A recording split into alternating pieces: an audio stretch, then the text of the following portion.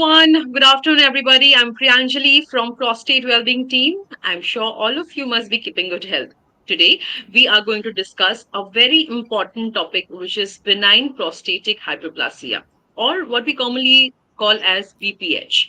Benign prostatic hyperplasia is the non-cancerous enlargement of the prostate, which usually begin in 50s in men and which in many men may cause obstruction to urine flow.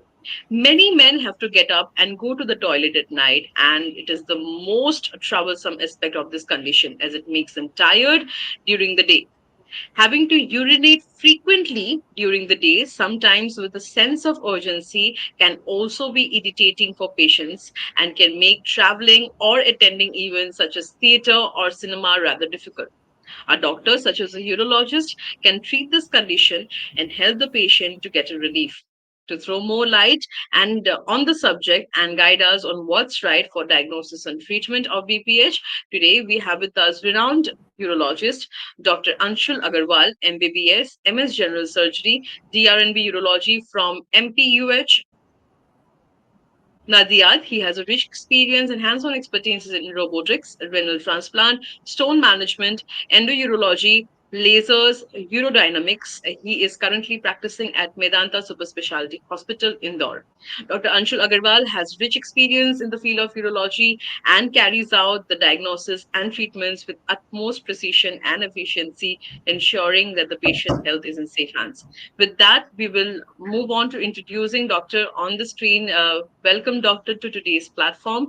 The first question for you Ma'am, would be we would want to know in your language what is BPH? so BPH, also known as by many names like benign hyperplasia or prostate, it is a non-cancerous condition which is usually associated with increase in the prostate size and the symptoms that the increase in prostate size causes, usually obstruction to the urine flow, that is most common.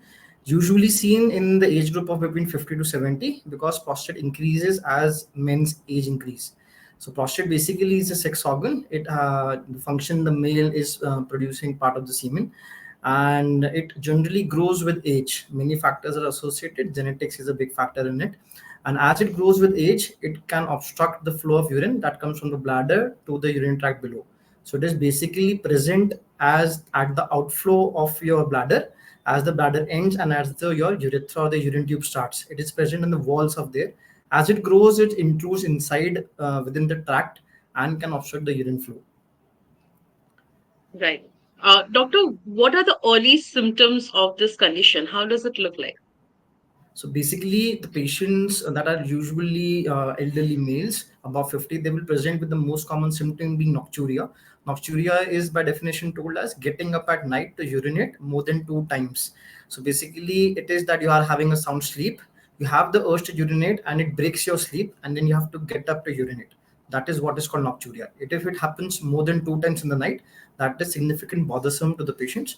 Also, due to this, it causes lack of sleep in the night because he has to get up multiple times in the night to urinate, and that causes daytime tiredness. That is one of the most common symptoms. The second, what the patients complain is of having slow stream. That usually Hmm. when they are urinating, they now over the gradual period of time they are observing that their stream is slow. It is not going as far as it used to be. They have difficulty in initiation and maturation. That is called as hesitancy. That they have to stand for longer periods of time to initiate to start Hmm. urination, and when they urinate, the stream doesn't come in a single flow. It comes in the form of interrupted stream. It comes, stops, starts, stops, like that. And after the end of urination, they have a sense of incomplete voiding, which means that they feel that they have not completely evacuated their bladder and they need to go again. This can also be associated with urinary frequency because they're not able to complete the bladder. They have to go multiple times in short time intervals. Usually, we urinate every 2 to 3 hourly if we have a liquid intake around 2.5 liters a day.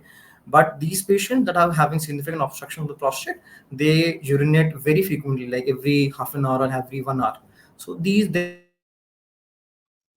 are symptoms that are called obstructive symptoms and are irritative symptoms.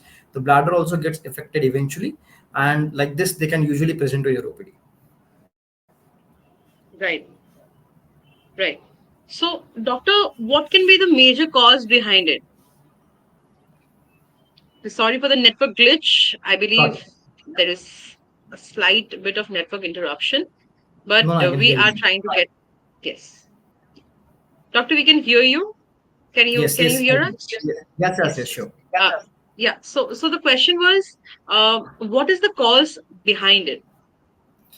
So basically, it is an age-related process. Every male is going to have his prostate getting enlarged over the eventual period of time. Nobody can get away from it. What depends it? What is the Right. severity of symptoms that it causes, and what is the grade and rate at which the prostate enlarges? Usually, the average prostate size in Indian males is roughly around 30-35 grams. As it the size increases, and that rate is in nobody hands. So it's basically genetics. Some people have bigger genitalia, some people have congenitally bigger prostate. Testosterone also plays a major role in developing a prostate. And as the age advances, the degree of obstruction from prostate varies from person to person. So it is not a surety that a 70-gram prostate will produce symptoms in all the patients. In some patients it might, in some patients it might not. So basically, it is your anatomy plus what your body deals with the obstruction. In many patients, the bladder is having that strong capacity enough that it can go through that obstruction, and they are having a large prostate and don't have any symptoms. Some other patients that are diabetic, hypertensive, their body, their bladder, they are weak, and in smaller prostate also they can produce symptoms to the patient. Right. Doctor, because you mentioned diabetes already, the Yes. symptoms which you mentioned earlier, the symptoms Yeah. of BPH. So, if we compare the symptoms of diabetes also with it, we kind of see Yes. a lot of similarities between the two. So, how does one Yeah. differentiate between both the conditions? So then you have to investigate the patient. So basically, the history wise, also diabetic patients will have frequency of urination because, of course, they are pushing out glucose in their urine, and they're having Mm, glycosuria, they're having polydipsia, polyuria, that are most common symptoms of diabetes. So when such patients come in the mm, OPD and your diabetologist sends them to you that have a urologist opinion, we should investigate mm, in the form of some basic investigation, like we should do an ultrasound to know what's the prostate size and a right. uroflowmetry. So uroflowmetry is the baseline test, that is the most important one. It tells us how the patient voids basically, and an ultrasound will tell us how much urine is left inside, that is called as post void residue after the patient urinates. So if the patient has having frequency and he's emptying his bladder completely on an ultrasound, that is said by the PVR test, that is significantly less than 15% of what he voids. For example, if he voids 400 ml, or let's say example 300 ml, and if the PVR is less than 40 cc, that is insignificant, and his flow is good on a uroflowmetry. So these are the basic baseline tests, that an ultrasound with the post-word residue and a uroflowmetry that has to be done by your urologist, and then he can significantly differentiate whether your symptom that you're having of urination is because of prostatic obstruction or it is due to the symptoms of diabetes being uncontrolled and causing more urination. Right. Doctor, you said age is one of the major reason why the major cause behind it, say. Yes. So are there any other causes also? Can genetics be one of the reason? Jaundice can be a reason. Prostate has been said to have genetic origin, but prostate cancer per se plays a more important role in genetics rather than the benign hyperplasia. So when Right. taken into so ethnicity is also a very big part. So when taken into account of the world, Indians and Caucasians, Mm, basically the Koreans people and Chinese, they are smaller, shorter heighted. So they have a smaller prostate anatomically because of their genetics. Seen African Americans and Africans, or the US people or the European people, they have genetically longer weight, they are more heavier, they are more muscular, so they tend to have a bigger prostates. So of course your genetic origin and your ethnicity origin also plays a role in how your prostate will grow over the period of time and how it will produce symptoms. right. So all the people right now who are seeing such kind of scenario, like somebody in the family maybe uh, is suffering from the condition. So any prevention for this? Do we have any prevention for this? So basically, the rate of growth of prostate by any means of your eating habits, you cannot prevent.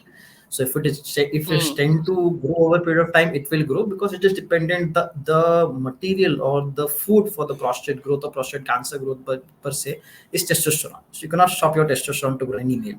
So basically, what you have to see is you don't want people in India, usually they overlook their symptoms for a very long period of time. They think that this is a new normal for them. And so mm, first when you have started avoiding symptoms, firstly normal habitat, you should have a normal habit. In patients who are having some prostate symptom, they should avoid some things, like they should avoid holding urine for much longer period of time. Like in a normal day-to-day lifestyle, if you're working somewhere, we usually have the habit of delaying our maturation. Ki, okay, we'll go after an hour, or we'll go after, mostly we've seen drivers or who travel long distances that are in such some corporate work, that of course they are having meeting, they're having urination, they'll hold urine for a longer time. This is not good for prostate well-being eventually. Hmm. So you should have a normal healthy habitat. You should, when your body tells you have to pee, you have to go and pee. You cannot go against your body. When your body telling, okay, you have this is the time to pee, I'm having a pressure, you should not delay it for more longer times. These tend to affect your bladder, they tend to affect your prostate health. You should not be having the habit of drinking, gulping a lot of water. So people generally have the habit that they will drink 1 liter of 1.5 liter of water straight away in the morning when they get up. And Hmm. Hmm. mostly older age men, they have the habit of drinking lot of fluid in the night and then sleeping, because they have been told that water is good. No, as your body advances, as your age advances, you have to make certain changes in your physiological life. You cannot drink 1 liter or 1.2 liters of water in the night and sleep. Of course your body will not be able to take it. You cannot drink 1.5 liters too much of water at one go. Of course, it will make a lot of urination, and of course, your bladder and prostate becomes weak. So, as it advances, we should have a healthy lifestyle. They should go to urinate as their body says. They should not drink gulps and gulps of water, so that they get a lot of pressure inside. And they should generally have a healthy food lifestyle. That's all. Right. Right. Doctor, a healthy lifestyle is one thing which we normally ask all the people to, follow. Yeah. At least have the adequate amount of water and sleep Yes. in the right time or wake up early in the morning. We see nowadays people don't hardly see the sun rays. Yes. Exercise has somehow left the chat. So these things are happening. So we are saying that the lifestyle changes, which have been evolved drastically with time, Yes. these can be the reasons of the increased rate of BPH as well. Not increased rate of BPH, but basically they can lead to early symptoms of BPH. So basically, the prostate that is causing an obstruction in maybe 60, 65 years of age. If you have not a healthy lifestyle, not a good routine, then it will cause producing symptoms at a more early age. Right. And you will be producing symptoms at 50 years of age or 45 years of age, when you are just Mm-hmm. entering your elderly age. So because all these years when you have that unhealthy lifestyle, unhealthy voiding habits, holding urine for too much, they will accumulate and they will let affect your body at some point of time. In the natural history will affect it at 65, 70, or 75 years of age. If you have an unhealthy lifestyle, it will affect you early, because of course the body Right. will, it's a body, it's a machine basically. So it will get tired at some point of time, and it will tell you and indicate you that okay, you need to have some treatment taken to you. So healthy lifestyle can postpone the symptoms and can postpone the need of prostate related BPH related symptoms. You have a healthy lifestyle, you produce you have good routine, you have good urination, proper habits, then you can postpone these symptoms eventually. But still, it is a small part, it's a narrow part of it. Sometimes the prostate, of course, I'm not saying that you have a healthy lifestyle and you will not get prostate symptoms. You can get. It is just up to your body's nature of how the prostate enlarges. There are multiple factors that are associated with it, and eventually it can get affected at any point of time. Right. Doctor, if we particularly speak about exercise, any particular exercise that can be helpful for the patients? So basically, the patients who have urine leakage, basically that is called as incontinence, that they cannot hold urine for much longer time. They have, Hmm. when they have urgency and they have to rush to the washroom and they can leak urine inside before they take in washroom. Kegels exercise, that are basically pelvic floor strengthening exercises that are usually carried out in females postpartum to strengthen their lower body muscles that are usually above your rectum and just below urinary tract. They can help to prevent the incontinence part.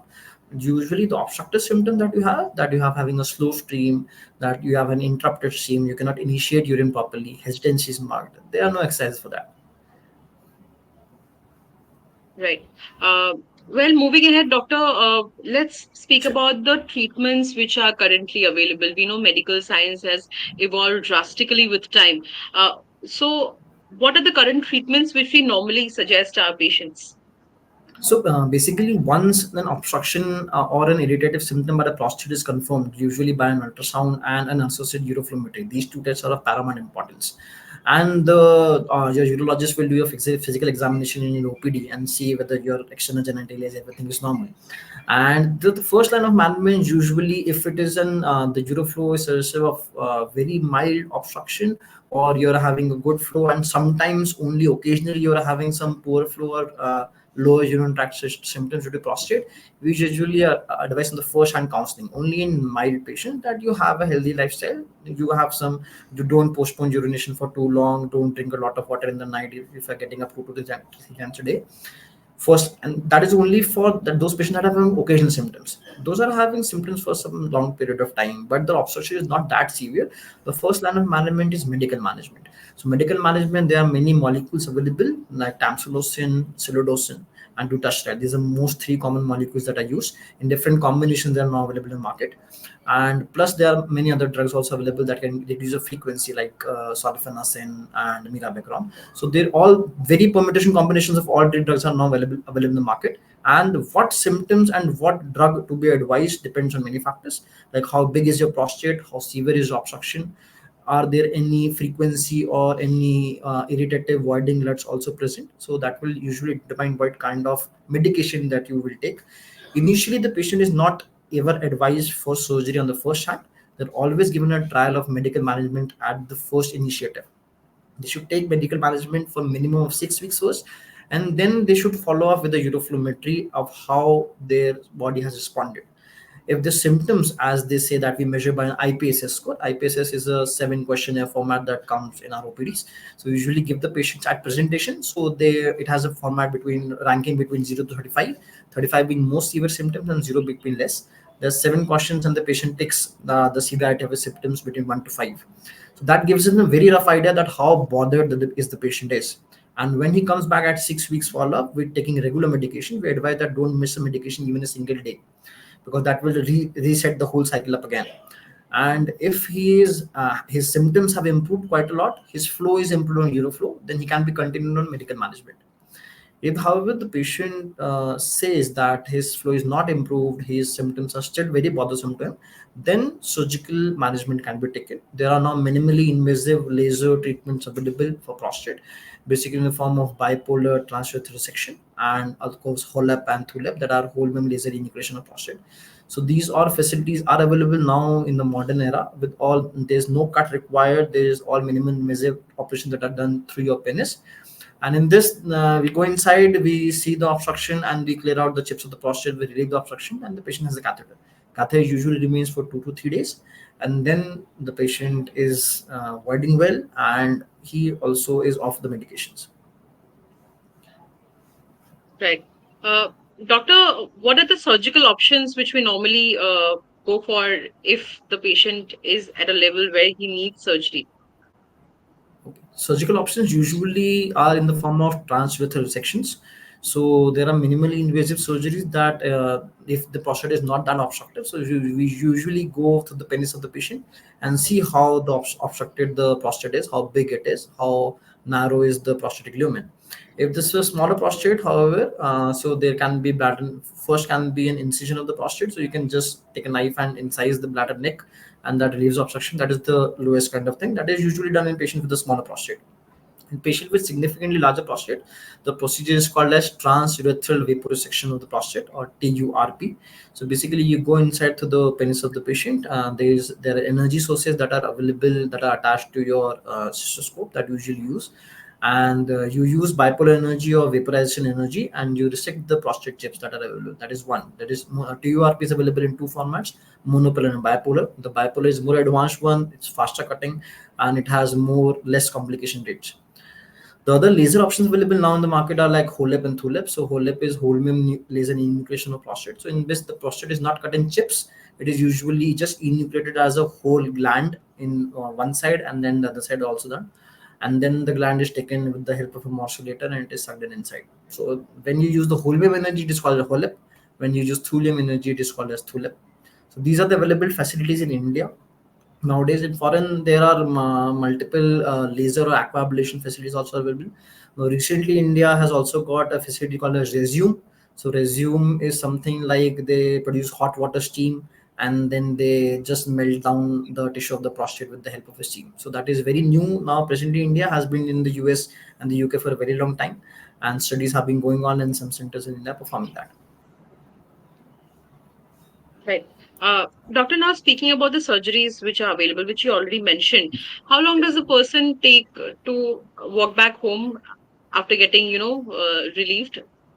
So basically, we discharge the patient the very next day of surgery. So this he's operated today. We discharge the patient with next day of surgery that he has minimal hospital stay, because of course at home the recovery is the fastest. He usually keep the catheter for the patient. Usually has the catheter for 3 days. That is through his penis, and after 3 days he'll be called in the OPD and the catheter will be removed. The patient can get back to his normal day-to-day work the very as soon as the catheter is removed. We usually instruct the patient to avoid any sternness or streaming activities for the next 2 weeks. His motions should be Mm, soft, so they are he is giving stool softness so that he doesn't strain while passing motion, because the prostatic fossa is usually raw where we operate. It has a lot of blood vessels, so the fossa is very raw for the next 2 weeks from the operation. The patient doesn't have to restrict his normal day-to-day activities. He can roam around the house. If he has a sitting job, he can do it. By the matlab, if he's operated today, by the end of week he can return to his normal day-to-day activities with the precaution that he doesn't have to strain. He doesn't have to try any bicycles or sit on two-wheelers, so that he doesn't get that bumps or that pressure between his legs that he should avoid. He can travel by car, and by the end of 2 weeks all these precautions also go away, so he can do everything after 2 weeks. Initially 2 weeks he has to be a little bit cautious, that's all. In a week time after surgery he can do everything what he wants. right. Uh, Also, doctor, tell us what is the rate of recurrence in the surgical procedure? So rate of recurrence, like in a lifetime, if for example we say that a patient has been operated for a prostate resection at around 65 years of age, so adequately done prostate resection, the patient will not have a recurrence due to prostatic regrowth in this lifetime. He will not. Prostate Mm, doesn't go mm, so far. So if a goodly done resection that produces a good channel and the majority of the prostatic part has been taken out, he will not have recurrence due to prostate regrowth ever in his life again. However, there are some set of complications that can occur with the prosthetic surgery with around 2 to mm, 2.5% rate of urethral stricture formation. That is because we go through the penis and the urethral tract is whole passed away and the prostate is at the end of it. So that whole tract can react to the surgical procedure that is taking place and can develop some narrowing over a period of time. That the rate is very less, around 2 2.5. In good hands, it is even lesser, and that is the one significant complication that can produce again obstruction of urine eventually over 3 to 5 years, and that can be eventually dealt with a small procedure also. Done properly selected patients, properly done surgical procedure, not overdoing it, not extending the operation for a very long time. Staging the procedure is we have a very big gland, limiting blood loss during the procedure, and just keeping it all neat and clean. The surgical complications of the stricture is very less. If you do a bad job, eventually some people will do, then the complication rate eventually will increase in practice, and they can cause urinary obstruction eventually. So the patient should be properly selected. He should be properly explained what has to be done. You should know about the prostate size, the surgeon of what it is. You should preemptively know that what how much time I'm going to take in the OT, and to restrict the OT if it is exceeding a certain amount of time. Produce a good urinary flow tract that is at the end of procedure, and minimizing complications. If these all things are carried out, the patient will have minimum complication in the post-op period, and he will be well to go for the rest of his life. right. Doctor, also, we see a lot of patients nowadays, they are into self-medication. Either they will take a suggestion from the near and dear ones who is suffering from the same Mm. condition, or they'll Mm. visit the chemist and the chemist will suggest some medications. Yes. So, Yes. in case of BPH, can self-medication be harmful? Yes, self-medication can be harmful. So basically, because BPH, not the prostate, doesn't only affect the urethral tract that is it is obstructing, it also affects the bladder. So that's why the lower urinary tract symptoms have been characteristically defined as voiding LUTs and irritated LUTs. Voiding LUTs is because of prostate obstruction. Irritative LUTs, that is called, that is because the bladder has been affected by the prostate obstruction, because it's a machine. It is affecting from above. It's a pump. So basically, it has to work against the pressure and obstructions for a very long time. So every patient is different. The story of no two patients is the same. The patient can have mixed symptoms, so the drugs that you take should not hamper the effect of your bladder. Some patient might have been having symptoms of bladder also with due to postural obstruction, so they are given medications of both. Some have only prostatic obstruction, that is mild, so they given a less dose of medications. As I told earlier, there are almost 6 7 medications that come, and now presently in this scenario they are coming in all sets of combinations. So, what combination will suit what patient, that the chemist or your near and dear ones who has already taken a medication, he cannot decide, because he might be in a different category of symptoms and you might be in a different category. So, just a simple consultation with a urologist will not harm you, and it will just prevent your bladder from a lot of harm if you take over the counter medications or a higher dose of medications. Right. Also, doctor, what can be the worst case scenario if the condition is not treated? So the worst case scenario that can happen is the patient will stop urinating. So the worst case scenario is that he will go into urine retention, and one night he is trying to urinate, he is not able to urinate. The whole night he tries in the day, and the bladder just spasms out, and it is tired. It cannot just overlook the obstruction that is present. It cannot pass urine through it, and you land them into retention. Retention is that you are not able to pass urine. Then it becomes an emergency. You have to rush to the hospital. You have to get a catheter inside. A catheter has to be put. It all delays thing a long time. First the catheter should go inside. So nowadays if you are in a far off place, you are at some village level or some small district level where these facilities are not available, there are compounders or you don't know who is putting a catheter in you in emergency situation. So they do a good job, or they just put a catheter, they damage your tract. So these all complications and land up, and we have seen them, that the patient's been referred to us from peripheral centers. Okay, that someone attempted a catheterization because urine got stuck and he couldn't pass, there was bleeding and everything. So this all messes things up. So it also messes for the patient, and it also complicates your further plan of surgical management. The urine retention, that you're not able to pass urine, is the worst scenario that can occur in prostate patients, and they should avoid it if they're having this, because it doesn't happen eventually, it doesn't happen suddenly. So the prostate symptoms will give you ample amount of time to visit your doctor. They will give you ample amount of time, weeks and months and years sometimes, that day the flow is getting low, you're having some symptoms, you're not able to urinate. And once those symptoms aggregate so much to a level that the bladder cannot take it, it will just go into spasm, and it will tire out, and it will not able to urinate. So don't avoid your symptoms. You are having some symptoms of urination, don't land up into urine retention, because it complicates thing everything. You cannot operate immediately after retention. Your bladder has become weak. The cycle is very complex then, and whether you're not, then the patient says sometimes that, sir, now we are having symptoms from very much long time. Now the urine has stopped. Now you operate. No, you cannot then. Then you have to see whether the bladder is okay or not. Whether of so many years of obstruction, the bladder has taken a blow and it has fired up. So things get complicated otherwise. So don't avoid your symptoms. When you have symptoms, just a simple medication, a single tablet in the night, can prevent you from such complications in the future. Right. Doctor, what is the role of diet in BPH? Or does diet have a role in BPH? Usually diet doesn't have a role in BPH. So what you eat, low people say that khatai nahi khayenge, we will leave non-veg, or we'll have no salt in diet. Usually this will not affect your prostate growth. So of course these Mm, have other implications in other conditions like hypertension, diabetes, of course, because they have dietary factors. Prostate growth and its well-being usually doesn't have much role of diet in it. So but it has the role is of general having a healthy urinating practice, that definitely has a role, not diet per se. right. So whatever you eat, something that will eat these veggies and the prostate growth will reduce, no, it will not. It's in your genes, it's in your body habitus. As you cannot control your height, as how you grow, you cannot control Mm-hmm. how your beard grows or how your hair grows. So the same is the prostate, it's an internal organ. It's not something that is flowing in your blood, so it's an internal organ. You Right. cannot control the rate at which it grows. Right. Right. Doctor, because it's related to prostate, hydration plays a very important role in it. So, Yeah. how much water normally do we suggest our patients to intake in a day?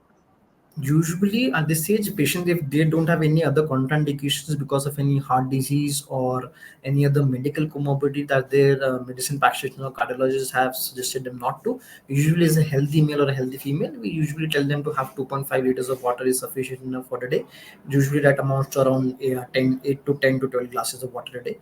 That amount of water is sufficient enough for your body. Increasing the fluid intake usually in the evening, and when you're elderly, it is not recommended at all. We usually prevent patients and tell them that if you are having nighttime frequency, that you have to get up a lot at night to go to urinate, you should usually restrict your evening fluid intake. Have 2.5 liters of water intake during the day, and after 7 o'clock or 8 o'clock in the evening till you sleep, restrict as much as you can so that the body doesn't produce much urine in the evening. So 2.5 liters of water is sufficient enough for your urination perspective. Taking more amounts of water, of course, the body will, as much water you intake, the body will produce more urine. The more urine it will produce, the more the bladder will get filled up. The more the bladder get filled up, the more times it has to empty itself, and every time it empties itself, it has to empty itself against a resistance. So getting to urinate 3 to 4 times a day, that's a normal habit. Correct. Doctor, can drinking and smoking somehow trigger the condition? Yes, so drinking and smoking, having those patients who have inbuilt prostate symptoms that are having some obstructing urine flow, and they are not voiding well, when they get intoxicated or when they are having some kind of intoxication in the form of alcohol or any other recreational drugs, the body goes into a form of passiveness. Drinking also increase your urination, and some patients who are having symptoms already, when they are intoxicated, that can land up in urine retention. So these getting intoxicated, drinking a lot of alcohol regularly, being out of your senses, having a lot of urine because of alcohol, and then your all your body muscles and everything, they go into relaxation mode. Of course, the bladder will also go into relaxation mode, and we have seen patients that they have a good night with their friends and they couldn't urinate in the morning and they have to rush to the hospital. So not getting good amount of urination, taking a lot of alcohol or recreational drugs is not recommended. Occasionally is okay, but getting intoxicated heavily can affect your prostate symptoms. Right. With that, doctor, I can see some questions coming up from the viewers. The first question comes from Kailan Singh. I think we have already talked about it, but the question is, what is TURP? Well, doctor has already mentioned about it, so we'll not repeat the question, the answer once again. The next question comes from A. Raju, who asks, what is the relationship between BPH and urinary retention? So BPH, basically BPH eventually, when it is causing severe obstruction and your bladder has tired out, it can lead to urine tension. So urine tension most commonly in Indian scenario is caused by a big prostate or an enlarged prostate that has been causing urinary obstruction, and your bladder has tired out one day and it will cause urine tension. So retention most commonly in scenario, the reason is BPH, and you should not delay your symptoms that much that you go into urine tension. Right. Uh, the next and the last question, doctor, comes from Anuj, who asks, what are the minimal invasive procedures for BPH? So minimal invasive procedure is the same. Like first is minimal invasive. We should first define what is minimal invasive. Anything that is going through the natural tract, there's no much cutting involved. As previously 20, 30 years back, there has to be the prostate operations were done by a big cut in the abdomen. You go inside, you resect the prostate at all. Minimal invasive as can be defined as endoscopic procedures that are done in urology practice. Also laparoscopic, these are all minimal invasive that you reach where without cutting and everything you can go. So all prostate operations nowadays are done through a penis. So they are all minimally invasive. That are called as basically TURP that I mentioned earlier, also called as bipolar TURP or transurethral vaporization of prostate. First can be done by a monopolar bipolar. These are kind of energies that I use. That's why the name. The main name remains the same, resection of prostate. The difference lies when how you do it, how what energy do you use. Whether you use a laser, then it's called the holmium enucleation of prostate. You use a thulium laser, it's called the thulium enucleation of prostate. You use vapor dissection via energy sources, then it is called as TURP, monopolar or bipolar. Well, Very, doctor, very we had a wonderful discussion, a very informative discussion on BPH today. Before we take a leave, any take home message for our viewers who has watched us so far?